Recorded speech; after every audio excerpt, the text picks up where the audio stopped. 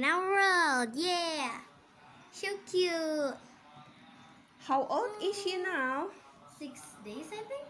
6 days. You're already 6 days, babies.